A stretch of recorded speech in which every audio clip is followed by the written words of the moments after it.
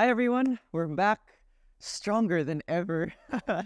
Thank you for supporting our podcast and sa mga patuloy na sumusuport at sumusubaybay. Comment down below your thoughts because again, this is all for you guys. We want to grow our tiny growing community.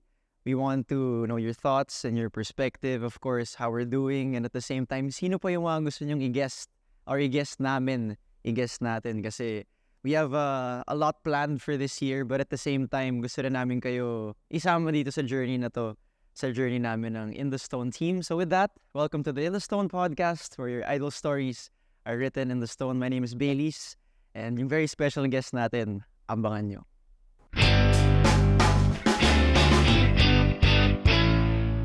Alright, ladies and gents, without further ado, our very special guest, a multi-awarded TV and movie actor, and of course, an up-and-coming music artist, none other than Elijah Canlas. Palakpakan naman po tayo. Thanks for having me. Of course, thank you so much sa oras mo, Archie. Si Archie nandito. Okay. So first off, kamusta muna ang buhay ni Elijah Canlas as of today? Kamusta? Busy sa work, I'm sure. Yeah, starting to be. Ngayong year, just focusing on work, on course, and ngayon naghahanap kami ng time para makagawa ng bagong music kasi meron na akong catalog na mga 6 songs na pwede pang i-release. Pero gusto ko gumawa ng mga bago pa. But other than that, syempre, preparing for the movies I'm about to make, ganyan, and family time. Mm-hmm. Okay, so you mentioned music. Tabi muna natin siya kasi gusto natin pag-usapan ng mas malalim yun. For now, again, the goal here is to really know about the life of Elijah. We're gonna brush through film, of course, your life as an artist. Pero for now, I just wanna know, ano yung story mo? How did you start the showbiz thing? Yeah, start. So pinanganak ako. Is that in you? That's one. Step one. That was the first step. No, when I was younger, yung parents namin, yung dad namin, gusto kami mag-sports. Tatlo kasi kami brothers eh. Gusto kami mag-sports. Mom namin gusto kami mag-ballet. Okay. Kasi yung dad namin ayaw pumayag. Parang, anything else but ballet. Okay, why ballet? My mom used to be a ballerina. She's from Bacolod. She did theater, she did ballet before. So gusto niya mag-ballet din kami. Gusto niya mag-arts kami. So ang naging setup nila, ang agreement nila as a married couple, was every summer, sports. We try out sports. Yung mga sports clinics, ganyan. So we tried out basketball, we tried out soccer, we tried out badminton. Anong age? I don't know, maybe 6, 5, starting at a very young age. Ang buong grade school namin ganun yung setup. Summer, sports, tapos every Saturdays after school, yung mga theater classes namin. So nag-theater kami instead of ballet. Tapos yung kuya ko talaga yung nauna. Tapos parati namin siya sinusundo ganyan. Tapos nasama na ako. Tapos na-enjoy ko siya. Sa grade school namin in Cavite, I grew up in Bacoor, Cavite kasi. Sa State Field School, shout out. May musical theater kami doon. Tapos mainly like Disney plays, musicals nga talaga yung ginagawa namin. Super enjoy.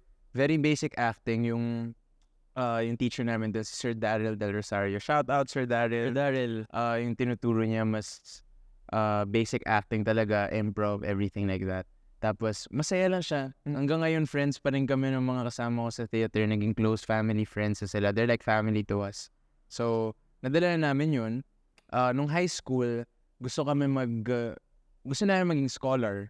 Syempre, kami ng kuya ko. Yung kuya ko, Through arts. So may school doon sa Los Baños, Laguna, sa taas ng bundok ng Mount Makiling. Philippine High School for the Arts. Tapos everybody there's a scholar, tapos you specialize in a certain specific na art field. So merong ballet na course, merong folk dance, merong classical music, creative writing, visual art, and something. Ako theater yung kinuha namin. But it was a rigorous process. May auditions yan, may exams.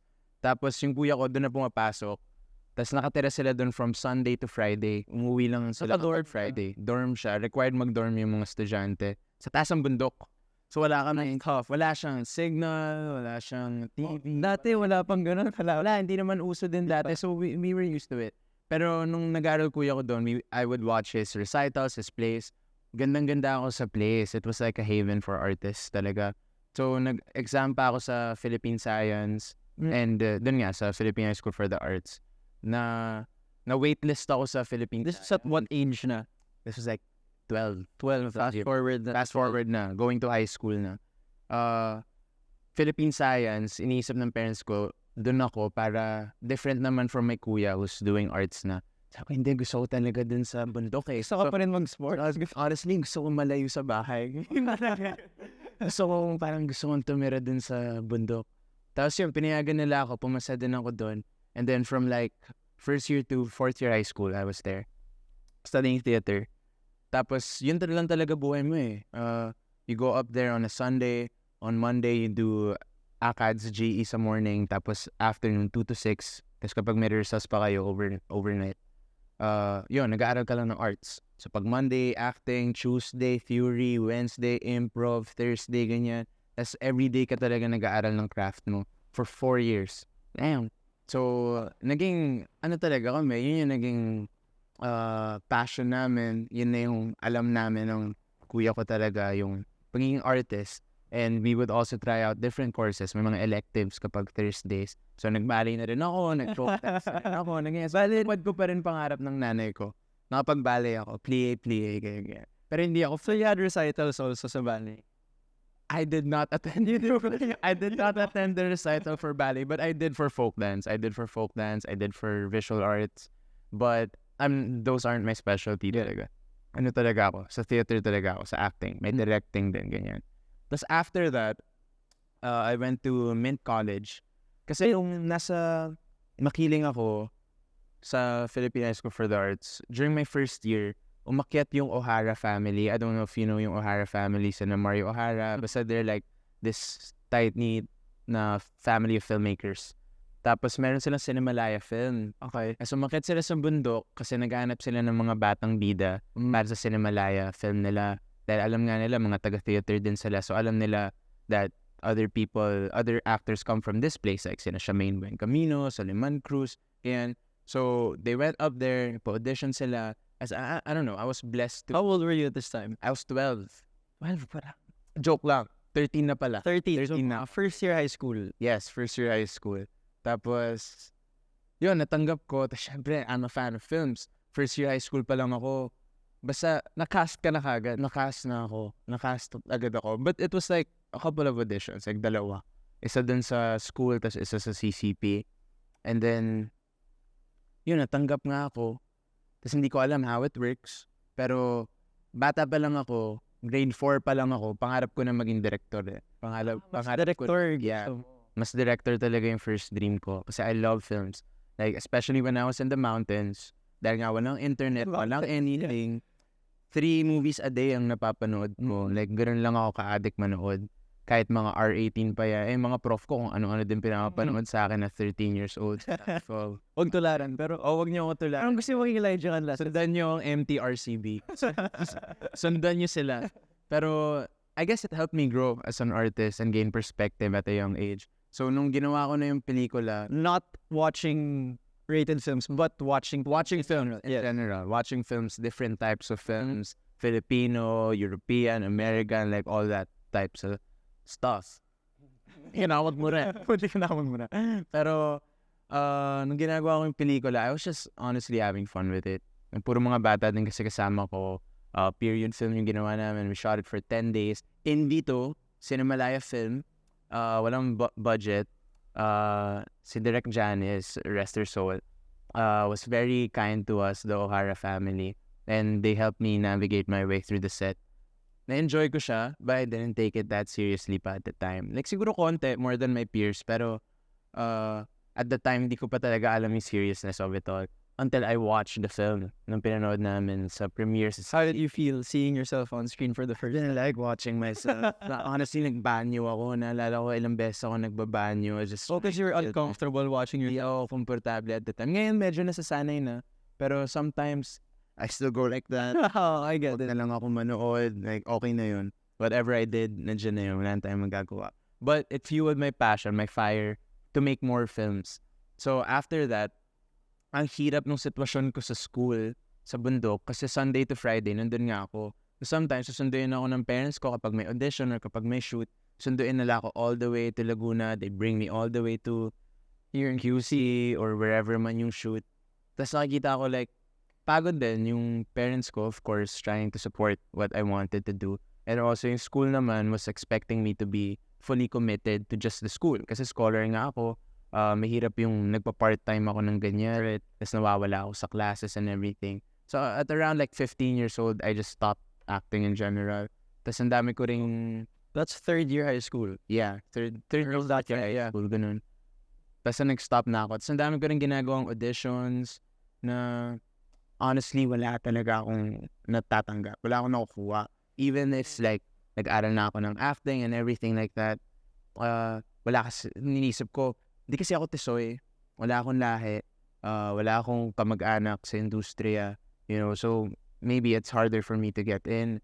So I just focus on studying film. So nung umalis na ako sa Philippine High School for the Arts, I went to Mint College. Sa BGC pa sila noon eh.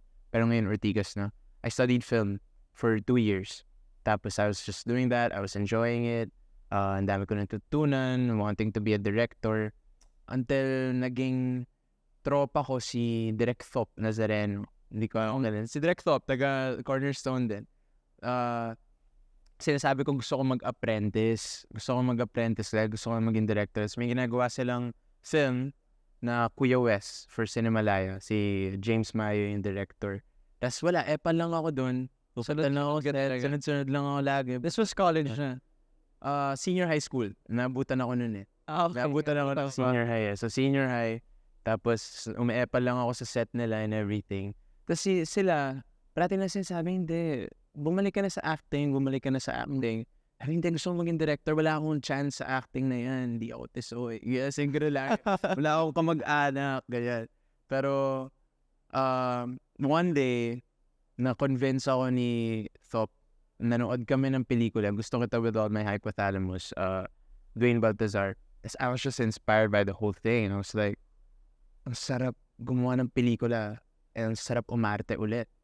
So, what specific theme or scene or premise ba? ano siya eh? Bakit yung film na yun na doon ka na-inspire? It was an ensemble piece. An ensemble piece na a group of actors just working together, doing their own thing, tapos it works as a whole. Tapos mga theater actors pa, most of it, like si Nico Manalo, si Anthony Falcon, Liana Bernardes, Soliman Cruz was in it, Dylan Talon. Basta amazing cast. Tapos na-inspire lang ako na sarap umarte ulit. So, I made moves. What were your first few moves? The first move was to text this producer, si Kuya Ferdy Lapo. Shout out kay Kuya Ferdy. I texted him kasi back when I made my first film, he was interested in managing me. But may ibang nagmamanage sa akin at the time. So I texted him, sabi ko, I'm game to go back to acting. Sabi ko, if you're still interested in managing me, why not? Like, game. Kasi sabi niya, I'm not interested in managing anyone. Sabi ko, yeah, alright. Sabi niya, pero, pwede kita ipasa sa kina Direct Jun Lana, kina Direct Percy of the Idea First Company kasi they're interested in managing talents then right now. So I'm like, yo, I'm a fan of those filmmakers. Like, sobrang fan ako ni Direct Jun Lana and Direct Percy. So I go, alright, game, kailan yung meeting? Tapos nung pumunta na kami sa meeting, ang sama ko din yung brothers ko. Kasi both my brothers, they also actors also. Yeah, they're artists also. Sabi ko, if they're gonna manage me, manage my brothers then. Tapos, game agad. Si Direct June was like, pelikula na ako para sa'yo. Tapos that pelikula turned out to be Canal 15, which I auditioned for back in 2014. I auditioned for it. Iba pa title niya before. Ama namin pa yung title niya before. Dami nag-audition. Nag-audition ako. I thought I did well, pero di ako natanggap. It was a different story pa at the time. Parang may Spanish friar. Also, they had changes and improvements. They had changes. Pero it's just funny kasi si Direk Jun doesn't even remember me auditioning for it the first time. Pero that time, nung nag-meeting kami, sinabi niya na, parang ikaw na yun. Parang ikaw na. I didn't have to audition for it anymore. Took me like 4 years bago ko nakuha yung project. So, yung pagitan na yun, 4 years yung... Oh, wow. 4 years. 4 years bago ko nakuha yun. And then, when I made that, yun, tuloy-tuloy na, I guess. Just trying to have good work ethics, just trying to be disciplined, showing everyone why I deserve to be in the spot. So, trabaho lang, ganyan. Tapos, nagtuloy-tuloy na siya since. So it started with Kalel 15. Yeah. But the first few moves that you made is you made an effort and you reached out to the certain people that Yeah. are a part of the film industry. And you really shot your shot, kumbaga. I really did. Yeah, you Out of did. nowhere. Like, I just texted him, haven't talked to him in 4 years. Ano, hello po, kung interested po kayo to manage me again, why not? Tapos, yun din, honestly, ang sinasabi ko nga, usually advice ko to actors who want to get into the industry, you just have to, it's a business at the end of the day, it's a business. You have to network yourself. Yeah, ang businessman ka, ang nire-network mo, ang minamarket mo, yung product mo, right? As an actor, ang product mo, sarili mo. So you have to network yourself. Yun, dahil nga umi-epal din ako kina Direct Thought, yan, nakilala ko na sina Sir Erickson, ang dami ko na meet na tao. And then, at night, pupunta ako to this place, Taong Bayan, na maraming filmmakers ang matambay, ganyan. Tapos I meet them, they don't even know me, I just meet them. Tapos kaibigan, kain-kain, tapos later, what do you do ba? I'm an actor. You're an actor. Okay. Tapos next thing you know, magkakasta nila ako into some film. Kahit mga small roles, support roles, like, papatulong ko yun kasi there are no small roles, diba? At the end of the day, parang you put color into the characters that you have. That's a responsibility mo yun as an actor. So that's the story of Elijah. That's how it started. From Me and Epal. That's the key. Me and Epal, sabi niya ngayon, pinanganak ako ngayon, umabot tayo dito sa Kalel 15. Di kasi, it's inspiring how all this just transpired. But at the same time, it also started because you wanted it at the end of the day. And the thing with that is, the progression isn't linear. There was a time na nawala rin yung passion mo. And for a few years, you wanted to direct. And I'm sure you still want to eventually. Pero ngayon, nagpa-flourish na tayo. And the seeds that you planted, you're harvesting now.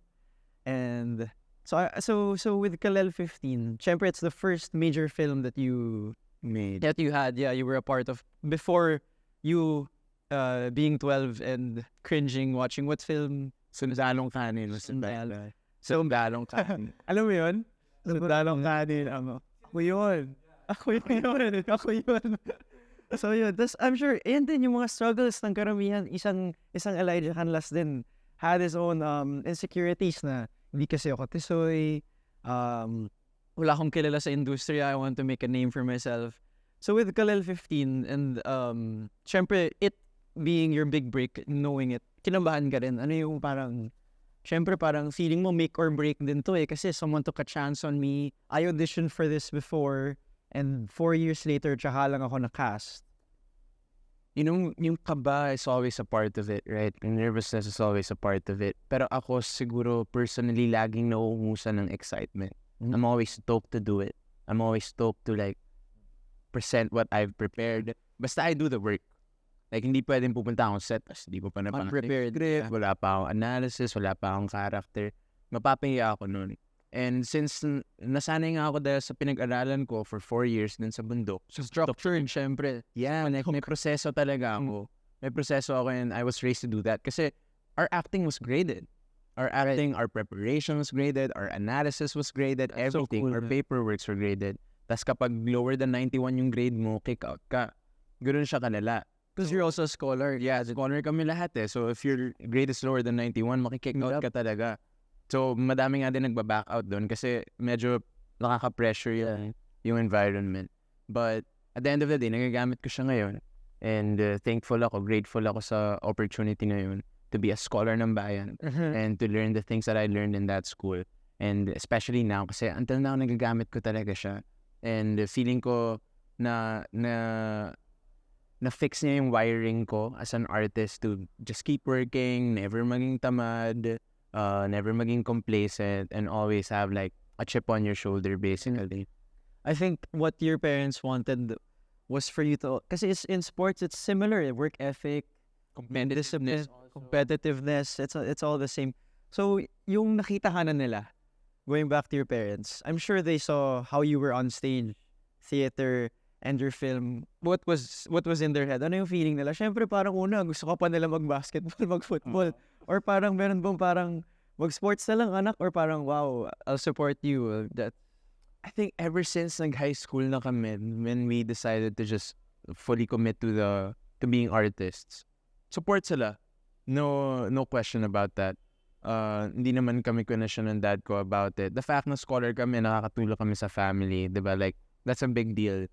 Pero, sila kasi, I don't know, feeling ko lahat ng performances ko to them is great.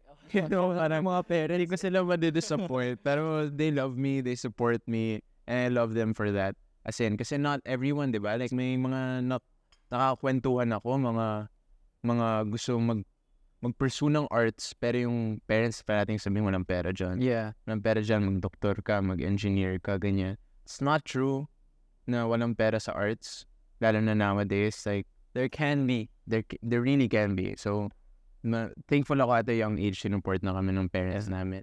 And lahat na nga lang ng ginagawa ko, they always think I'm great at it. Kahit sa music. Music pa lang. Mamaya pag-usapan na. So, yung parents mo talagang, they were your backbone, your family. If it weren't for them and their support and their constant guidance and effort na susundin ka sa mountains pabalik, you wouldn't be here where you are now. Yeah. And also, I'm sure you had a good relationship with your brothers and yung parang kasi kasama mo sila with your craft. Yun din ba nag-fuel ng passion mo? Knowing that you had people with you, supported you?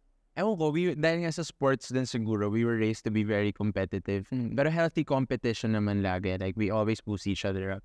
Tapos dahil nga same field kami, tatlo, and everything. Kasi hindi maiwasan yung mga dinner table conversations na. Talaga.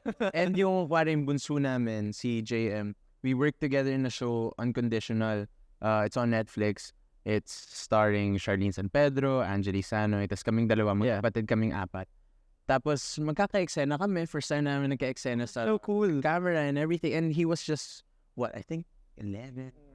Enjoy din siya. Lahat kayo enjoy Siya, pero lagi siyang nape-pressure kasi siya lang yung hindi nakapag-aral sa bundok.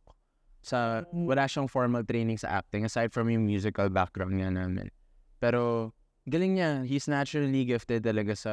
Siyempre, yung dalawang kuya mo pa na. Yun, so medyo nape-pressure siya dun before. Tapos, yun, maghihingi siyang advice sa akin on set. Yun yung naging dynamics namin. Yung kuya ko naman wants to be a director. So sa Kalel 15, he was an apprentice to our cinematographer. Si Jerome. Jerome. Ano siya, like, nag-apprentice siya cinematographer namin. So araw-araw ko siyang kasama sa set. Tapos sabihin niya, ganito yung gawin mo. Like, yung natutulungan niya ako. So, ganun yung brotherhood namin. Ganda. Para kayong three peas in a pod. Yeah, You just really share the same passion. Wala ba sa family niyo talaga yung nag-arts? As in zero? Well, yung cousins ko ngayon, mahilig na rin sila sa arts. Some of them. No, but like, no. Yeah, no, I mean, kasi yung passion na yun, it rooted from someone. No relative that really was in the industry or a part of the filmmaking. I have a tita who's in the industry, pero we're not that. We're not that. So it started with your kuya. May kuya. If it weren't for him na nagsimula siya and in-involved niya yung sarili niya sa world na yun, hindi ka rin susunod sa yapak niya na ano. Definitely. It's a family business. Yeah, it's a family thing. Yeah, that's super cool. So, Kalel 15, tapos your brother pa was an apprentice, somehow was also a part of the production din pala. Yeah. And then fast forward after that, I'm sure a lot of people were happy with your performance, and yung sarili mo rin ba, nagustuhan mo yung performance mo with your very first major film? Harsh ako sa sarili ko eh. Sobra. I'm never satisfied with what I do. Pero, I'm always, like, I can be objective about the films that I make. So, syempre mapili ako sa projects, ganyan. Like, pag gusto kong gagawin ko talaga no matter how small or big the role is. Yung Kalel, it's, honestly, I can say, I'm so blessed to say that I'm proud of all the films that I've made. Dahil mga pelikula, like, wala pa akong nagagawa na hindi ako happy. Yeah. So, dun sa final product, right? Pero, at the end of the day, nandun tayo sa pursuing onto bigger things, for sure. Kaya, enjoy lang. Yeah. So, ina-enjoy ko lang talaga siya ngayon. Pero yung mga recognition, kunwari, yung mga rewards, syempre, I can't lie. I'm grateful for them. Sobrang nakakakilig siya. It's a validation of myself, my artistry, of my hard work, and everything like that. But I know at the end of the day, doesn't mean that much, you know. At the end of the day, what matters is who I am as a person, what I do at work, how I treat my coworkers, na hindi ako magiging tamad, na I stay the same, I keep the fire alive. Yun yung nagmamatter at the end of the day. Pero yung mga awards, thankful pa rin ako dyan. Hindi ako magkukunwari na it means nothing. So when you got your first award, what was it like? What was your first award? You still recall? Sobrang dami na kasi mga Hindi. Wait. Na-pressure siya.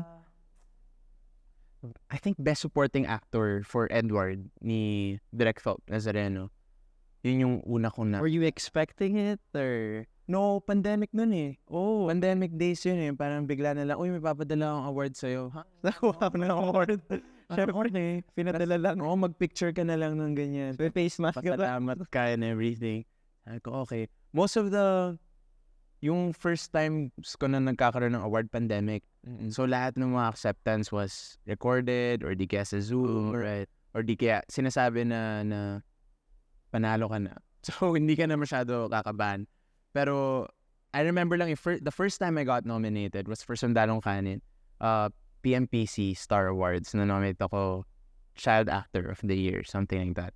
Tapos ang kalabang ko, sina Bimbi, sina Riza May, ganyan. Siyempre, I lost. Siyempre, I lost. Siyempre, Bimbi yun. Yeah, Bimbi yun eh. Pero, I just remember being grateful to be in that room dun sa awards night na yun and everything like that. Pero nung nananalo na ako ng mga top awards in the country, like when I was winning Urian and Overwhelming.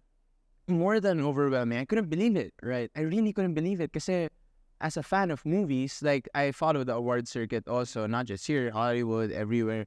Like I know how much that means and I know how hard it is to get one. Tapos, wala, I just really felt blessed and I was speechless. I remember just speechless. Naka-quarantine pa ako noon. Noon nanalo ako Urian, nagka-quarantine ako, may still pa akong ginagawa. Tapos mag-isa lang ako sa kwarto. Tapos biglang tawag na agad, nung unang tumawag yung director ko. Tapos sabi niya, congrats. Sabi ko, why? Tapos biglang, oh my God. As in, wala akong masabi talaga. Crazy experience yung to win those awards. And to see them and have your name on them. Like, crazy. Pero yung first ko na award na natanggap na physical was sa Summer MMFF for About Us But Not About Us. Kasi before that, puro, yun nga, Zoom lang or di kaya naka-lock-in ako so hindi ako makapunta sa awards night. Tsaka pandemic, so wala naman talaga masyadong awards night. So last summer, nung nanalo ako, yun talaga unexpected. Kasi may nanalo ng Best Actor, may nanalo ng Best Actress. Kaya, tapos binigyan nila ako ng special jury for acting. Like, wala na, citation. Wala, nanginginig talaga ako. As in, ano sasabihin ko? So you were there, hindi mo alam, hindi mo na-expect. Hindi talaga. Tapos after I got down the stage, I was like sweating and everything. What the heck? But kinabahan ka pa pag-receive ng award guys. Ang saya na pala nung Zoom. Yung Zoom, ganito lang. Tapos sa bahay ka na, naka-boxers ka na. Naka-boxers ka na. Pero yung sa physical na, like, you see everybody there. And that's you're on the top of the stage and you're holding an award and it feels weird. But at the same time, the adrenaline, it got to me. So after the whole award show, nagsuka ako backstage. Nagsuka? Yeah, I said after, sabi ko, Jay, parang masakit yung tiyan ko. Bakit? Nanalo ka nga. Huwag ka nang kabahan. Yeah. Hindi, masakit lang yung tiyan ko. Parang kailangan ko sumuka. Kasi I guess it was the adrenaline talaga. Hindi lang ako sanay. So, isn't that a form of like, also like, happiness? Yeah. Kasi people vomit because they're like, nabibigla or overwhelmed or kabado or confused. Pero ikaw, sa sobrang sayo mo, hindi ka makapaniwalag suka. Yun talaga. I feel like I was too happy. So, nagsuka ako bigla. As in, nag-attend sa akin yung namumutla pa ako at some point. Like, saan nga nangyayari sa'yo? Nanalo ka na nga eh. Parang bakit pa rin okay? Di, okay nga ako. Sadyang sa adrenaline, guys. Yeah, but hearing that, it only means that you're just not doing it for the awards or for the fame, quote unquote. You're doing it because you actually love what you do. Yung passion mo talaga siya. Kasi for you not to expect and not to know what to say and to be overwhelmed with happiness, it truly means enjoy ka lang din sa work na yun. And like I said, yung ginagawa mo kasi, it's like what everyone does also. Sa negosyo or maybe in music, parang if you really spend time, because you don't spend money That's what I tell most people. You spent time in your craft. You invested your time with the right people and all that. So now, dito ka na talaga. This is your world now, and you being in it, Yeah. of course. I'm sure. What would you say, kaya to young Elijah, who's caught up with like directing or acting at the same time, parang wala akong projects. Tapos ito pala yung kinabukasan na nag-aantay sa kanya. Ano yung parang message mo sa kanya na yun? Chill ka lang. Chill ka sa... Chill ka lang. Chill ka lang. And also like, allow yourself to be human. Kasi nga I'm very harsh on myself. Like super harsh. And especially nowadays, I guess in our generation, my generation, yung everyone's politically correct. That's so true. So people expect you to be perfect. But no one's perfect, right? Like we're all human. And one way or another, we will make mistakes. Pero, like, syempre, the pursuit is to not make those mistakes, to not repeat the mistakes that you've done. But syempre, as young people, like, we have so much to learn. And it's just human nature to make mistakes. Pero, at the end of the day, the goal is to be a good person, for the greater good of coexisting with everyone else. Yun yung ano. So yung batang ako, sobrang harsh nga sa sarili na daming pagkakamali and everything like that. Like, allow yourself to learn from it. And yeah, punish yourself. Be harsh on yourself. But you gotta pick yourself back up at some point and just keep going with the grind. Ganun lang talaga yung life. Yeah. So I'm sure there have been a lot of challenges with your life. And as much as I want to delve into the movie, sige, you know what, let's talk about the awards super quick first. Kasi sobrang dami nating awards na kailangan natin i-mention kasi we would not do it justice if we're not going to talk about these awards. So, sinerch ko to kahapon. Tapos hindi siya kasya sa screen yung awards na nandito. Yeah, okay. So, you have basically 8 wins and 16 nominations. Really? Apparently. Really? Apparently. So, okay, so you have from He Who Is Without Sin. You were a nominee. Kalel 15, of course, and Best Actor for, how do you say this? Famous. So, kasi these are just, like what you said ano lang siya, parang bonus lang, yung awards na yun. So, yung ginagawa mo ba yung films during these times, mas na-inspire ka ba yung nakuha mo yung awards? Mas nakakatulong siya, nakaka-boost siya ng, parang tama pala yung ginagawa ko. Exactly. May exact feelings talaga yan. Yung parang, may tama pala akong ginagawa. Kasi you never know, right? Like, parang yeah, you read reviews here and there. People will tell you good job or people will tell you bad job. It depends, di ba? Pero, yung mga awards na yan, it's more of a validation talaga. And other people can use it to be like boastful or whatever. Ako, it really just serves as a reminder and an inspiration to even do better with the next one. Kasi you're always just as good as your last one, diba? Oh, yeah. So you can always just keep being better, keep working on it. Yun na lang yung magagawa ko. But it really just serves as an inspiration for me. And yun nga, validation as an artist na, tama pa na yung ginagawa. Yeah. Kala ko kasi minsan, hindi. As an overthinker nga and everything.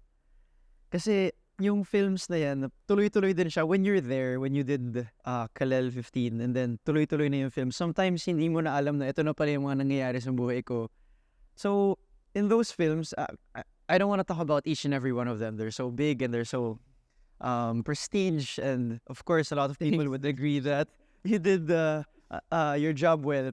Tanong ko naman, ano yung top films na lang that really stuck with you? Oh my God. Na ginawa ko? Yeah, that you were a part of. Because I'm sure lahat yun, kasi baka sabihin mo na, baka magtampo si ganito, si ganyan, di ba? Pero in a sense lang na parang, yung journey mo of those films, may it be because you like the story, or may it be if you like how it was different, ano lang yung parang top of your head na, I guess, like, a few films that you really were like interested in and involved in? Number one talaga Kalel. Kalel was, I really like immersed in it. And yung message that it projects about HIV and everything, and it's a really important film. Ako kasi pag pumipili akong projects, parati kong iniisip yung how urgent is the message na kinukwento nitong pelikula na to. Kung hindi man message, is it gonna be fun for me? Is it challenging for me? Is it something new for me? Usually, yun dalawa lang naman talaga. Tapos, kapag magaling pa yung director, yun, bonus yun. Joke lang. Parang number 1 yung director. Check ko muna kung sino yung director. As a fan of movies, even Philippine cinema, like, kilala ko karamihan ng mga directors dito. Not even personally, just their works. So, kapag narinig ko kung sino yung director and everything like that, ano na talaga ako. Game na ako agad. So, yun, one, Kalel. Hirap pumili Ano ba mga nagawa ko? Gumburza. Ano? Oh, I watched that. Sobrang... I watched that twice. Man, hindi pa. Sobrang nakaka-proud ng Gumburza. As in, it's a dream of mine to be part of a historical film for sure. Tapos, the fact that it was Gumburza pa, tapos si Direk Pepe, who I worked with before, and si Carlo Mendoza, who I call my tito, worked with in Kalel 15, then he was our cinematographer. And the whole team, the whole cast, parang game agad ako. Tapos, in-impose ko pa nga na gusto kong role talaga Pasiano. Iba pa yung role na binibigay sa akin. Pwede ba malaman? Secret Kung anong role yung ibigay nung... So, iba yung role na binibigay. Why Pasiano then? Why did you like it? Actually, when I was in high school, interested na talaga ako kay Pasiano when we would study him or history in general. Yung parang, si Pasiano talaga. He became a general. He was like really involved with the Katipunan. Siya nga talaga anong tawag doon? Nag-spark ng flame kay Rizal din about patriotism and everything like that. Kaya, yun, sinabi ko talaga, Direk, gusto ko si Pasiano, game ako mag-audition kung ano. Buti na lang bait ni Direk Pepe. Was like, sino ba gusto mo? Pasiano? Sige, Pasiano. Thanks, Direk Pepe. Super proud of being super proud of that film, to be part of it. And especially, it's very timely pa ngayon what it says about our country. Malas talaga ang Pilipinas. Ulan mo pa. Pero I'm proud to be part of that. Yun, disclaimer lang, proud ako sa lahat ng mga... Yeah. No, I'm just trying Isip to... ko lang yung mga top. Yeah. How about this one? Yung pinaka na-challenge ka na role. Siguro yung... Meron akong ginagawa kasi ngayon na might be probably the biggest challenge I've done. So that you can't share yet. Can't really talk So about second to that. much. Second to that, yung About Us But Not About Us ni Direk June Lana also, which showed last year. It's on Prime. It's available on Prime. It's a mumblecore film. It's set in one location at a restaurant with just 2 characters just talking the whole time.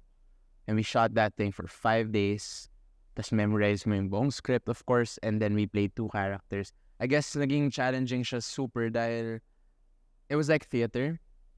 Sa theater, sanay kasi you play multiple roles or yung memorize mo yung buong script, drop scripts and everything. Pero to perform that in front of a screen, in front of a camera, na nuance dapat yung performance mo, ganito siya kalapit, like, kailangan talaga deliberate lahat ng choices mo, ng nuances mo, ng units mo. So yun siguro yung pinakamahirap. Kasi first time kong mag-portray ng multiple roles for a film. Kaya yun yung pinakamahirap so far. Pero madami akong ginagawa ngayon na magiging mahirap din. And I'm very lucky. Salamat po sa lahat ng mga filmmakers dyan, sa lahat ng mga directors na pinagkakatiwalaan talaga ako to portray these challenging and important characters. And swerte ako dahil every time nakuha akong bagong projects, it's more challenging than the last one. And feeling ko I'm growing as an artist because of that. Growth is what we need and what we want in this industry. Syempre, you wanna progress. But since yun yung parang isa sa mga biggest challenges mo, pag nasa set ka ba, merong bang director's instinct na pumapasok sa'yo that when you're a talent, when you're there, may mga times ba na nag-kick in yung director's taste mo and senses? Yeah, for sure. Pero not to meddle with the choices ng director, right? Mas nandun na sa, bakit ganitong frame? Anong length natin? 50, 25? Like, inaalam ko talaga lahat kasi, I just want to learn. It's like a playground, but at the same time, it's school. For me, the best way to learn, yun nga sinasabi sa akin, kahit dati pa, when I was studying in Mint, studying film, sabi the best education is to be part of a film set. To be there. To be immersed. Yeah, to be immersed and to ask questions straight up to those people. Kaya ganyan, sa set, ganun pa rin ako. Like, magtatanong ako, tapos makikita ko, minsan gets ko na yung language, yung mise-en-scène ng isang frame. Ganun. Tapos magigets ko na yung sensibilities ng director, ng cinematographer. Yeah. Tapos magpa-fanboy lang ako. Ang ganda nito. Ang ganda nito shot na to. Ang ganda nitong eksena na to. Ang ganda ng blocking. Ang ganda ng... Like, mas fanboying lang more than meddling with the ano.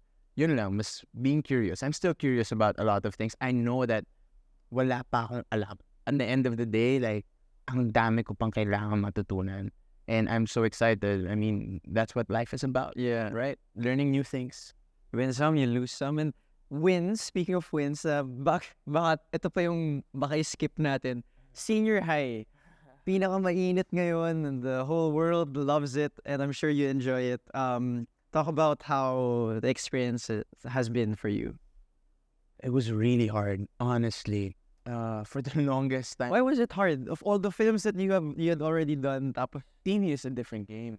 okay, so this is your first TV, No, it's not. It's my first major TV. major TV sa ABS. I did the 2 soaps with TV5 past couple of years na lead and everything. Tapos naaral ko naman siya. It's more like an exercise on discipline nga, exercise on the work, on being urgent and everything like that. Being on your toes all the time.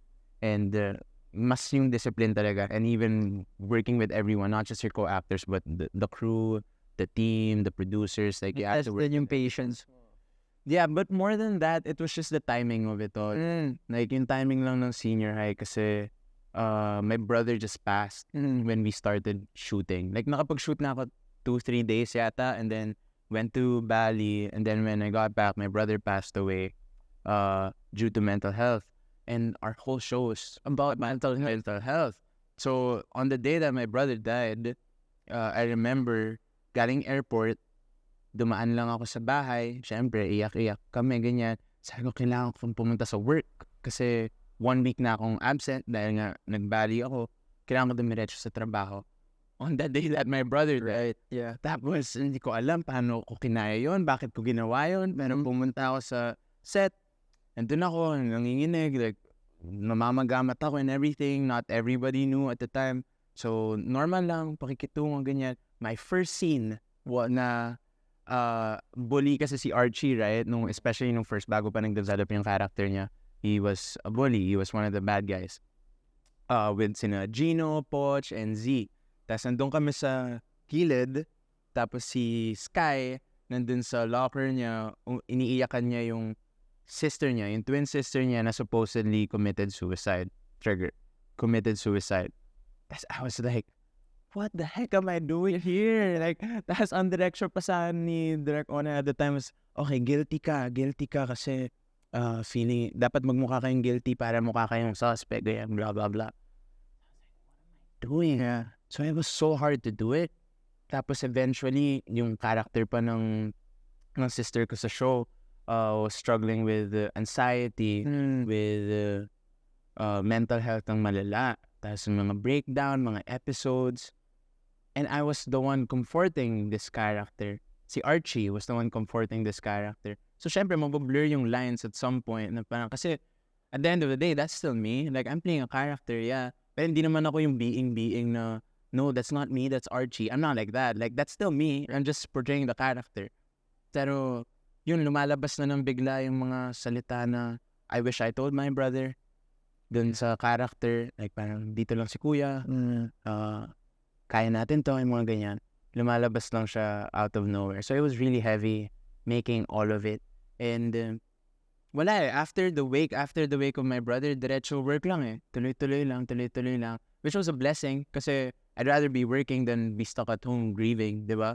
Pero hindi din madaling i-process yung grief mo if you're working at the same time and you're focused on that. And ang dami mong ginagawa pang ibang bagay. So, ngayon na natapos na namin yung senior high, yun, mas napaprocess ko yung grief ko. Mas, yun, like, every Sunday, pumunta kami sa cemetery, like, binivisit yung brother ko.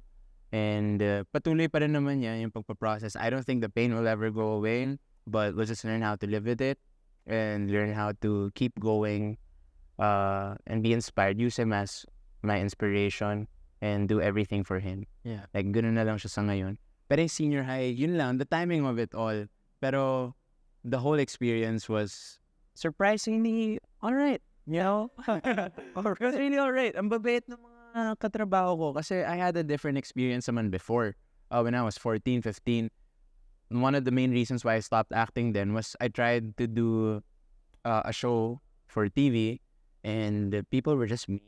You know, they were just mean. Yeah. Sobrang mean nila. And I was like, I don't want to work in an industry ng ganito. Yeah, Right? yeah. Like, ang mean ng mga tao sa isa't isa. Or like, kung hindi ka si ganito, kung hindi ka ganito ka big star, like, they treat you differently and really bad. Kaya sabi ko, it's not for me. TV, maybe not for me, sabi ko at the time. Pero ngayon, itong senior high, May ganung palang side yung industry. siguro ngayon wala na. Kasi ngayong nag-senior high ako, mababait lahat ng mga tao. Ay, sabi ko, so okay na siguro, bumait na tayo lahat because of the pandemic. Hopefully, like, may development tayo lahat. So you said it's all right, but kasi again, work struggles will always be there, but life struggles is a whole different ballgame. Yeah. And pain into purpose, is what's what you guys been doing. So you're saying that even during senior high and even after, ngayon mo pa lang siya napaprocess. Nang maayos talaga, yeah. So you really didn't have like an ample time to tuloy-tuloy kasi talaga siya. Honestly, like, I'm grateful nga to the senior high team kasi they were very understanding with me. Like, sometimes talaga, hindi ako okay. May mga araw na hindi lang talaga ako okay, na umiiyak na lang ako randomly, or yung namamagamat, pupunta ako sa set, namamagamat ako, yung parang, paano natin tatago itong namamagabong mata? Pero they were very understanding, they were very supportive. Some of them even went to the wake nung time na nagpass yung brother ko. Pero other than that, it was really a good experience at the end of the day. Like, may iba akong na-experience sa team. May mga bago akong natutunan. Ako, like, dami kong natutunan. Sobrang dami kong natutunan. And I can't wait to use it to be a better person, better artist. Ganoon lang, like, moving forward na tayo ngayon since tapos na rin yung senior high. But at the end of the day, I'm very, very grateful to be part of that show. Very grateful to Sir Deo, to the Dreamscape family for trusting me to be part of it. Kasi I think it's a very important show, like, especially to the youth. Yeah. Like, ang dami yung sinasabi. And even the parents, di ba, parang ganito na yung youth ngayon, may not be like 101%, or like the same for everybody. Siyempre, iba-iba tayo ng class, ng estado sa buhay. Pero at the end of the day, it's The message. yeah, and the message is urgent, the message is real, and it says something nice. So you really a tool in a part of the senior high kasi I feel like, if I may, kung yung napagdaanan din natin in life, 'di ba? Parang God really put you in Archie's role, in Archie's scene. Yun nga, parang may purpose talaga lahat ng mga bagay. Weird, no? Yeah. Parang weird. Yeah. Pala yung reason ba't ako nasa show na yun. Tsaka kaya ka rin hindi pa ginagawa sigurong director kasi may mga pahulo pa yung Diyos sa'yo. And kasi gusto ko na, okay, so setting film aside, of course, we want to talk about music. But before music, we want to know what you do outside of work. Because you keep talking about work and your passions. Ano ba yung natin? Ano yung mga libangan mo? What's a day like without work? Without work? Yeah. Work. So, parang hindi na Work pa rin eh. Hindi, ako kasi, like, I use every day to learn something new, right? Even if hobby pa yan or just having fun. Ako, this 2024, I have not missed a day of watching a single movie. So, I've been watching a single movie a day. Let's start with that. What types of movies do you like, or that really feed into your... Everything. I watch everything, even the stupidest of films. Like, I just watch it. Rom-coms, comedy, art films, R-rated films, like drama, like lahat papanoorin ko talaga. Kasi I feel like I will learn something new with each. What are your top movies Of the year? or at least in general, just like... Hirap naman. Because how about this? If someone were to ask you your top films, and then you were to describe yourself, kung sino si Elijah, ano yung mga movies? Sige. mo to represent Elijah Canlas? Alam mo ba yung Letterboxd na app? So it's like social media for film lovers. Oh, okay. Tapos nilalog mo yung films mo doon, you follow people, you see what your friends are watching, Okay. review ka. Download. It's my favorite app. Guys, follow nyo ako. So Let's do that. Nilalog ko lang yung mga films doon and everything. Tapos yung top 4 films na nakalagay ko doon, isa, Please Vote For Me. It's like a documentary about, ilang grade ba sila? Like 5th graders, 6th graders sa China na naglalabanan sila who's gonna be class president. So even at a young age, tas dina-document lang nila, may kanya-kanya silang way of running, of campaigning themselves with the help of their parents. Yung napaka-interesting itong pelikula na to. I think it's on YouTube. I think you can watch it there for free. Ano pa yung isang nakalagay doon? Rosetta. Pero medyo na iba na yan ngayon eh. I guess I'll put, kung hindi gusto kita with all my hypothalamus, I'll put Norte, Ang Gana ng Kasaysayan ni Lav Diaz. That's my favorite Filipino movie of all time. It's amazing. As in, what an experience. I watched it when I was 14. It's 4 hours long. Short pa nga yun eh. Kung Lav 4 Diaz. hours long. That's short in Lav Diaz language. Like, ang mga movies niya, 8 hours, 12 hours. Yeah. Siya most of the time. It's one of his shortest pa, pero it's an amazing, amazing film. Yung isa, Temptation Island, ni Joey Gosengfao. 1980 something yun. It's about a group of mga beauty queen na stranded sa isang island. As ang baliw niya. It's so campy, it's so funny. Like, it's one of my favorite films of all time.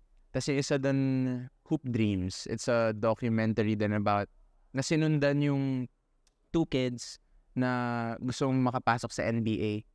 Tapos, I don't know this. ilang years silang, nagtatry makapasok ng NBA. No spoilers, pero it's like, I think 5 hours long nga yan. Yeah. Pero amazing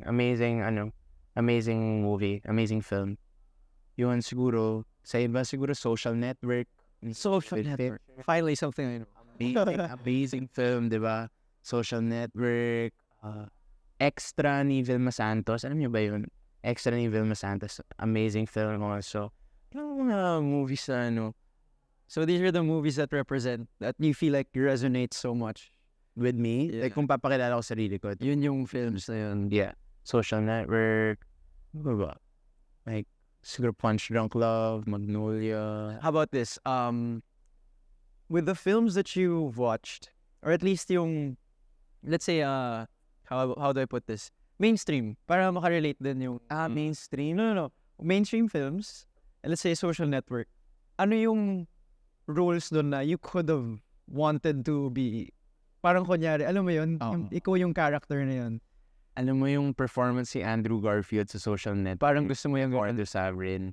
He was amazing in that movie. Gusto ko ng ganung klaseng... like, may gagawin ako actually, medyo ganun. Pero, yun, yung mga ganun. Ano pa movies? Ano pang characters that you feel like, yo, yun yung gusto kong character na parang, that's so interesting. I wish I was the one that studied it. And alam mo, natutupad kasi yung mga dream roles ko recently. Yung dream ko dati si Dustin Hoffman sa Rain Man. Tapos nagawa ko yung Keys to the Heart, which is entirely different from his performance, syempre. Pero, wala, Dustin Hoffman, the GOAT. Sorry, madami naman tayong GOAT. yeah, Madaming GOAT, guys. Madaming GOATs. Pero he's one of the GOATs. Mga ganun. Siguro, si Adam Driver sa Marriage Story. Marriage Story is a role that I want to do one of these days. Yun, like, about love nga. Wala pa kasi ako nagagawang rom-com. Yes. Wala pa masyadong malalalim lagi. Laging mabigat. Lagi nga mabigat. Hindi pa ako nakagawa ng comedy or di kaya something na focus solely on romance. Wala pa talaga. Pero, yeah, dream yan, of course. Sana matupad one of these days. Outside of work, film pa rin yung... Sorry. Ano naman? Ano pala yung question? Outside of work? Syempre sports. Oh, yeah? Ako nowadays, mas badminton na lang yung nalalaro ko, tennis. Ganun na lang yung mga nalalaro ko eh. Hirap kasi mag-set ng basketball dito sa QC eh. Sa Cavite dati, pupunta ka lang ng park, maglalaro ng basketball. Pero ngayon, yung mas racket sports. Ano pa ba? Like spending time with my family, for sure. Do you still stay with your family, if we may ask? Nowadays, yeah. Kasi we used to be in a separate... We used to live in one condo, but different units. Okay. That's when my brother passed, we decided to Isa na muna. Yeah, so we live in one house right now. Pero since matanda na rin kami pareho ng kuya ko and my parents are working also, like we're all You're earning for yourself na rin. Yeah, of course. Syempre, helping them with the family, whatever we need. Like, we're dreaming together kasi at this point. Kaya, tulungan at the end of the day, support them with whatever we need. Yeah. From each other or for each other. Kaya, aside from family, tahan pa bang ginagawa ko? Kasi sine lang usually. Sine lang, no? Kung hindi ako, handik ako ngayon sa PlayStation, sa FIFA. Alam ni Jay yan. Hindi ako sumasagot sa tag, sorry, nagfi-FIFA. FIFA 24. Oo, FC24 na pala siya ngayon. Wala nang FIFA, guys. Oh, wow. It's called FC24. Amazing game. Nakabili na rin ako Spider-Man 2. Pero hindi ko pa siya nilalaro. Tapos kayong 1. Nilalaro na siya ng kuya ko pero hindi ko pa siya nalalaro. Siyempre, 2K, ganyan. Pero ako mas sa FIFA talaga ako naka-focus ngayon. Malapit na ako manalo ng Champions League. Nandun na ako sa point na yun. Sir, pag PSN. Di wag. PSN? Yung username mo. Baka masyado Wag na lang. Sabihin ko na. Pero most of the time, mag-isa lang talaga ako naglalaro sa bahay, which is sad. Kasi yung kuya ko mas sa 2K. So iba pa yung nilalaro nyo? Yeah. Magkaiba kami na nilalaro. Ang sad. So kapag gusto nyo maglaro ng FIFA, guys, punta na kayo sa bahay. Sa condo nila. Ganun lang. Most of the time, or di kaya, yun, tatambay pa rin dito sa mga favorite places ko to hang out with filmmakers, to hang out with fellow artists, getting to learn from them. Sorry, boring ko. Yun lang pa na ginagawa. Kasi, ano pang ginagawa ko sa buhay ko? Wala, no? Wala. Magsisine lang. Sine lang. Love life sana, pero next topic tayo. So, film, sports, badminton, tennis, shocks. That's, film. You like traveling? I want to get into it. This year. Pero, I haven't had the luxury to do that kasi siguro time and everything else. Tsaka, who to do it with, diba? Right. Or minsan alone. Ready na ba ako dun? But I have been to Europe na nag-travel ako alone for like a couple days. Alone? Yeah. What? Why? May film festival yung Canal 15 doon dati. Tapos sa Estonia. And then kami yung direct journey passed by Amsterdam. Tapos he was like, alam mo, mag-isa ka na. Magkita na lang tayo paggabi. Mag-isa ako. For like 5 days. You roamed around. Yeah. I was biking everywhere. Going to the museums alone. Like, at 14? No, ano na ako niyan? 19 na ako niyan. 19 na. Okay. 19 na ako niyan. Pero still, scary for me at the time now to be like... Ano yung ginagawa mo nun? Siyempre, 5 days. Alam mo, boring na naman. Puro... Nanood pa rin ng movie sa ibang bansa. Hindi na naman. Nag-museum ako. Like Van Gogh, Stylic, Rijks. Puro museum. Kasi ano ako sa UP Manila, Philippine Arts yung course ko. And while I was studying, sabi ko, parang gusto ko mag-curate ng exhibits one day. So, I'm a museum guy also. I'm a very arts guy talaga. Yeah. Ganun talaga yung... Di naman. Ganun talaga yung buhay ko. Nasa bahay ako, ganun pa rin. Yun nga, like, especially on my spare time, sometimes I find a free beat on YouTube, tapos I just write music. You know, nagsusulat ako music over it. Bahala na kung i-release ko ba siya or hindi. Pero it's fun for me to just write my heart out. Speaking of music, eto na. Kilala kita. Finally. How long, can you walk us through your experience of dropping that first single? Super fan ako ng hip-hop. Super fan ako ng rap music. Music in general, of course, pero specifically rap music, super fan. Who are the artists? For context. Kendrick, for sure, Nas, Eminem, Jay-Z, Odd Future people. Sa Philippines, syempre, Glock, Shanty Dope, Cartelep, yan. Yeah, as in, pre-pandemic, umatan talaga ako ng mga gigs. Kung saan like small places, tapos may mga mosh pit. Kahit mag-isa lang ako, pupunta ako dun sa mga gigs, tapos makikirap lang ako, tapos wala akong kakilala. Pero super na-enjoy ko kasi talaga yung rap music. Dati hindi. When I was younger, we hated it as a family. Tapos what changed my I think nanood ako ng Straight Outta Compton. Oh! NWA. Oh, end of... Sino ka doon? Sino ka doon? Ano ako? Si Easy ka ba? Si Cube ako for sure. Cube. Cube ako. Ay, hindi pala. Baka Dre na lang pala. Dre, kasi gusto ko si Dre. gumagawa. I love his music din Dr. Dre. Pero yun yata, parang after that movie, sabi ko, grabe pala yung mga hip-hop artists. Like, grabe yung pinanggagalingan nila. It's really rooted in culture and it's poetry. Di ba? Pero, nagsusulat-sulat lang ako, usually pag with friends, for fun. When did that start, writing? Writing, like, officially? No, I mean like, no, because in general, lang. parang syempre, bigla lang umuha ng papeles. Hindi na ako umaarte. Yung duration na yan, yung period na yun na, yung sabi mo, hindi ka nakakuha ng gigs, Yep. na work. As in, sabi ko, ayaw ko ng Marte. Honestly, like, meron akong frustrated dream na maging rapper talaga. It's not too late, man. It's not too late. I was 16, 17. Yun, magpa-freestyle kami for fun. But, my God, play ng music. Tara, freestyle tayo. Sobrang white boy. Na mag-freestyle tayo. Pero, I was really enjoying that stuff. When I was younger, ngayon hindi na, syempre. Pero, when I was younger, ganun yung practice. Ganun yung tinitrain namin. Tapos yung pandemic, especially 2021, and then 2020, I was doing the show Game Boys, yung BL. May isang episode doon na yung character ko kailangan mag-apologize through like a performance. Ay sabi, mag-rap na lang siya. Yung nakasulat sa script, Cairo raps. Okay, nasan yung rap? Ay, ko na magsulat. Sabi sa akin, sabi ko, sige po, until when do I have? Kaya mo tomorrow, padala na yung yung Isang gabi lang. rap verses mo with the chorus, with everything. Sabi, sige. Game naman ako, parang sulat ako, ganyan. Tapos na-enjoy ko siya. Tapos gumawa ako ng isang song for the soundtrack of that show. Tapos sinasabi ko sa management ko at the time na gusto ko talagang gumawa ng music.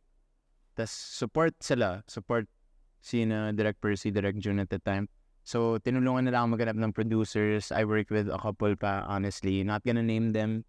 Pero hindi ko masyado trip. Kasi syempre, if I make music, I want to make music that I would listen to. Right.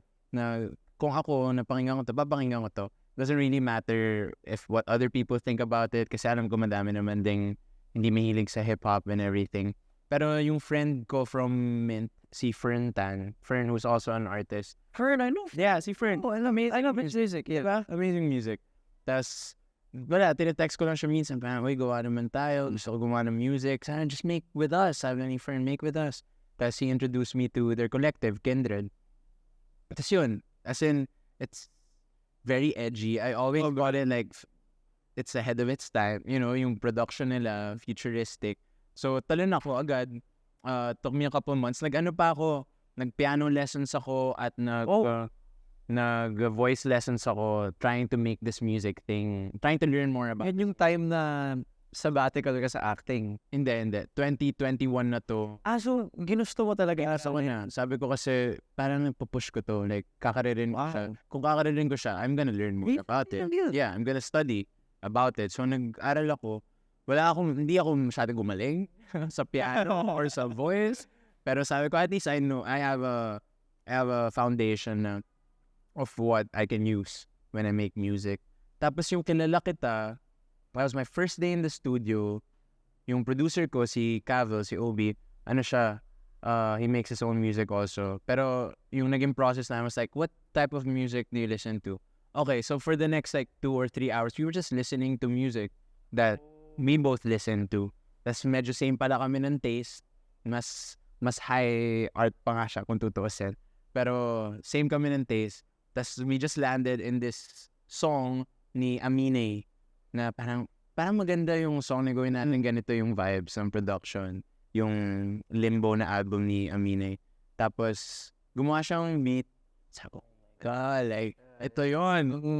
I had such a hard time writing on it kasi it was my first time to write a legit song. So, took me a month. To write Kilala Kita. To fully write it. Siguro like the first week meron na akong first verse. Yung chorus pa iba-iba pa nun. Yung outro nun used to be the hook. Tapos yung hook nun used to be the outro. Did you have like a proper education in writing or talagang kung ano lang nasa puso mo? Kung ano yung nasa puso ko. Siyempre, like, yung education is from listening to music, from reading about it. Ako kasi yung type na kung manood ako movie or makinig ako ng album, I search it after, like, what was the process behind this? Paano niya nagawa to? Sino mga collaborators niya? What instruments? Who's the DOP? Or like, lahat, sinesearch ko. Ano yung sabihin niya? Anong essence niya? Anong themes?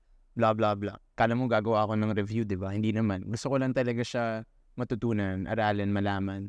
Kaya, yun, I just wrote my heart out. Pero yung kilala kita, especially, like, AB pa rin naman siya, yung first verse, then chorus, then second verse, chorus, outro. Very basic pa siya, yung format niya of writing. Pero, ako talaga nagsusulat ng songs ko kasi I want it to be authentic. I want it to come from me. Yun nga yung hirap niya with the music thing kasi sa acting, you present yourself, your body, your voice, pero you're portraying a character. Certain role, yeah. Yeah, that's not you at the end of the day, diba? They take it as Archie, they take it as Cairo or whatever character I'm playing. Sa music, that's me. Diba? Baka i-overthink ba nila itong mga sinasabi ko? But at the end of the day, diba? May mga musikero na kumari, Taylor Swift would write her heart out sa mga songs niya. Magsa-speculate yung mga tao, pero at the end of the day, hindi niya naman kailangan sagutin. Diba? Like, experience ko yan. To each his own. Like, ito yung experience ko, make do with it, listen to it. Ito yung feelings ko at the time. Pero it's like really exposing yourself. It's like removing your clothes and presenting it to the whole world. Ganun yung feeling niya. Pero nakaka-excite din siya at the same time to introduce a different part of me. Kasi ito nga, dahil nga hindi rin ako active sa social media masyado, hindi akong madaldal din masyado, yung mas mapakilala ko pa yung sarili ko through this art form. Did you have a hard time when you were a part of the music industry na yung in-immerse mo na yung sarili mo, nahirapan ka ba i-publicize yung side mo na yun? Kasi parang introvert ka in a way. Kasi, yeah, like you said, you do a certain role. At the same time, you're not as active on social media. So in a way, this is the best or the most that we get from Elijah, your music. Yeah, pero nung una nga gusto ko like may ibang name pa ako eh. Kasi sobrang ibang name talaga. Gusto ko parang si Donald Glover, diba? Childish Gambino, like, Tama. so different. Gusto ko, ganun din, like different. Like Ice Cube. Ice Cube, like O'Shea Jackson yung real name niya. Ice Cube yung name niya. Gusto ko yung name. Ano yung rapper name na nasi? Oh man, Hindi yung Luis, yung una parang mga mundane assassin. Ganun pa yung mga gusto ko name. Pang gamer naman yun. Mundane assassin. Mas kilala kita. Kasi fan din ako ng Flip Top eh. Mga rappers sa Flip Top. Ang gaganda ng mga pangalan nila. Balakid, Looney, Abraham.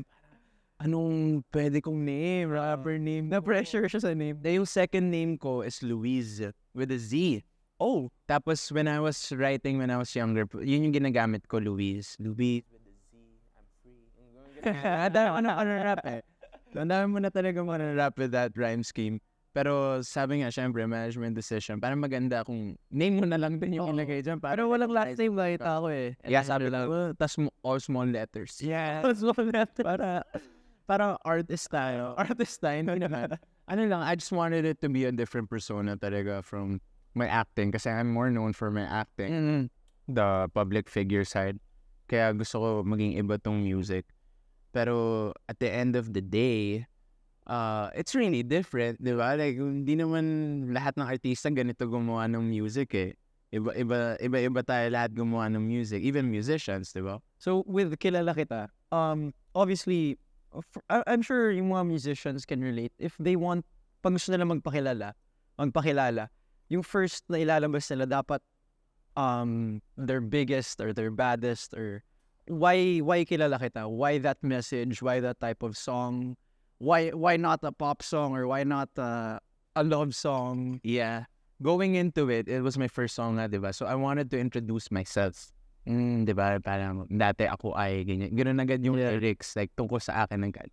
Tapos while I was writing it, parang bakit tungkol sa ibang tao na din tong sinusulat ko? Parang nag-evolve siya through the process of writing. Pero yun talaga yung objective niya. It's to introduce myself as a musician. Like, how do I want to be introduced as a musician? kung ito yung first song na maririnig nila sa akin, paano nila ako maaalala. Tapos, yun din yung una namin ni-release kasi it's one of the more accessible tracks that I made. Yung medyo accessible siya in terms of the sound, in terms of the structure, na melodic yung chorus, kahit gano'n. Kasi yung iba kong songs like full-on bars lang talaga, di ba? Pero meron din ako mga song na love song, ganyan. So yun yung mga nakabaon. Yun yung mga nakabaon. Meron din ako song, meron mga rap songs, meron mga weird songs. Pero yung kilala kita was, we all thought unanimously that it was the most accessible one. That's why it's the first one we released. And sakto, it was the first one I wrote. I wrote it 2022. Ganoon na rin siya katagal. Tagal, no? Tagal bago na years ang kanta. Even tong other songs ko, like, some songs, 2 years ago ko na rin nagawa. Tapos hindi ko pa nare-release. So, parang when it was released, kung anong kilala kita when it was released, sabi ko, parang different me na rin yun. Ang layo na rin, that was 2 years ago. So, ibang-iba na rin ako from that. I have a question. Do you have a hard time performing your songs? Because it's a whole different thing to be part of theater and to act a certain role. TV and film, of course, to act a certain role. Writing, it's still kind of you and creating music kasi you're behind the scenes. Pero performing, iba rin yung, that's a whole different beast, right? Performing. What's it like performing for you? I was scared, Right? heck. Yeah, because I was scared as heck. My first performance sa Balcony Music House, my launch, kasi yung lineup nun was like Collaterals, yung nabalaki na mga idol ko, Enamori, Jason Daca was in the lineup. So, like parang, grabe to tapos magla-launch ako dito sa mga grupo na papakilala si Small Caps Elijah ng malalang pagkakaba. So, ang ginawa ko, nag-change na lang ako. Para hindi na lang makita yung yung kaba ko. Tapos hindi ko sila masyado makita, madilim Night sa ganyan, wala na akong pake sa inyo. Basta po-perform ko tong kantang to, how I want to perform it. So, it was fun. Pero nakakatawa, that was the first time na sumuka ako. After the performance, sumuka ako. So, I guess it's a thing. It's a thing. So, alam na natin mga kaibigan. It's a thing. So, when you're overwhelmed, yun yung It's happened twice in my life pa lang So, the award? Nauna yung gig. Tapos nauna yung gig? Oo, nauna yung gig Yun yung unang time na after ko mag-perform, banyo lang ako. Pasensya na sa mga kumakain dito. Sorry guys, pero it's just the truth. Yeah. For some reason, pag may adrenaline ako malala, ganun yung nangyayari sa akin. Pero after performing it, I just remember being so excited to do more. So you enjoyed? I enjoyed like crazy. Sobrang na-enjoy ko siya. Hindi ko pa ma-articulate kung bakit ko siya sobrang na-enjoy. Maybe because it's sharing what I've made. Sharing a part of you, probably. Yeah, sharing a part of me and also like performing. Kasi I watch musicians, I watch rappers, I watch artists na mag-perform and it's a different feeling, diba? Iba yung feeling watching them. And when I talk to artists then about how does it feel like when you perform your songs or how does it feel like performing in front of a big group of people, iba-iba sila ng sagot. Ako, nandun lang ako sa point na na-enjoy ko siya. Parang ewan ko rin kung bakit ko siya na-enjoy. Siguro balik ako next time. Balik ako sa Indostone next time. Tapos explain ko. Kwento na lang Because I saw you had gigs, out-of-town gigs. Sa mga fiesta naman yun. Hindi ko pa ma-perform lahat ng original songs ko dun. Kasi, ito syempre medyo kailangan masabayan, mas mainstream sa dapat yung mga kinakanta dun. And also, hindi ko pa rin kasi nare-release yung iba of my songs. Pero sa Feb 10, I'm gonna open for Scrub, this Thailand band who did the soundtrack for Together, the series. Tapos, I'm opening with Tony J. So, it's gonna be my first live performance of all original songs for the year. And nakaka-excite. Feb 10. Saan yan? 1, 2, 3 block. Sa show. Show yun, diba? Count for show. Pare, kapit bahay ko lang. Doon ako nang taga Mandaluyong. Feb 10. Oo na, doon ako. Matic yun. Feb 10. Kasi Valentine's. Wala na. Kaya na lang tayo. Kami tayo. So, Feb 10, music. So, obviously, the big goal in the music world is to eventually drop an album. An album, yeah. So, very soon. Are you already sitting on an album and just waiting for the right time? Not yet. I have an EP. I have 6 songs na nakabaon right now. So we plan to release it as an EP. It's not an album kasi it's one cohesive thing, eh, diba? It's like making an album is like making a film. It's either you tell a story or may similar sound siya or basta may different na logistics pa with it. Kaya yun nga, mag-meeting kami soon. Sabi ko, I want to make an album. I want to, kasi dahil na sa hip-hop, yung mga favorite artists ko, when they make albums, it's really one cohesive thing. Like Kendrick, when he makes an album, it's a story. It's a movie. What's your favorite album? To Pimp a Butterfly ni Kendrick. It's my favorite album of all time. Ang ganda ng pagkakatahi-tahi. Grabe siya. Grabe nga si Kendrick. Kakaiba talaga. So, I dream of making an album like that. I'm not that talented, pero tatrabuhin. It's a process. And it's also a collaboration. Buti na lang I'm surrounded by great musicians, great artists who support my vision din. And they teach me a lot of new things. Kaya laban lang. Speaking of collaborations, I'm sure you have dream collaborations or like manifestations. Who do you want to work with? Siyempre, Glock 9, Yeah, Shanty. why not? Shanty, Balakid, Mot, Looney, puro Hip-hop, no? Si Shanty na, not Shanty do ba, si Shanty, female MC. Sino pa ba? Wayan, someone from Cartel. Tus Brothers are amazing. I love the Tus Brothers. Sino pa ba? Alam mo, sino magaling din ngayon? Si Hev Abby. Sobrang natutuwa ako kay Hev Abby. Taga dito lang yun eh. QC sila. Downtown. Anyway, yun lang. Yung mga How about, what's this international artists? Just the top of your head for those. Taylor Swift. Taylor Swift. To make a song with Taylor Swift? My goodness. Why not, man? Why not? Taylor Swift. Beyonce. Puro babae. Puro. Ariana Grande. Ay, mga idol ko yan. So yung launch na yan, sana this year? Sana. May ibang game din pala. Iba. Ang game din siya. It's a different type of business. Alam mo yung buhay mo parang laro lang. Linalaro mo lang. You're working, you're having so much fun. Off screen, you're still working and you're still doing art, you're still doing music. So parang ine-enjoy mo lang talaga yung buhay. But because of the struggles that you've been through, eto na yun, yung harvest mo lang yung coping. Yeah. So you have a long way to go and we're very excited for you. Sa music, we're looking forward to the launch in Feb 10. How about in film? Any upcoming TV and film shows or anything that you can share? You can share. I can share. Siguro I can't share what exact project. Yeah. But I'm working on a couple films. Couple. So that's plural. Yeah, plural. And I'm really excited kasi one of it is like very timely politically. The other one is May konting hints. It's not really a period film, but it's like set in 2009. Yun na lang sinabi. Set in 2009, something happened that year that's very big and important that hasn't been tackled that much. And I'm excited to work on it. And na-experience ko mag-shoot ng film na 16mm kasi most of my experiences are digital pa. So ma-experience ko siya this year.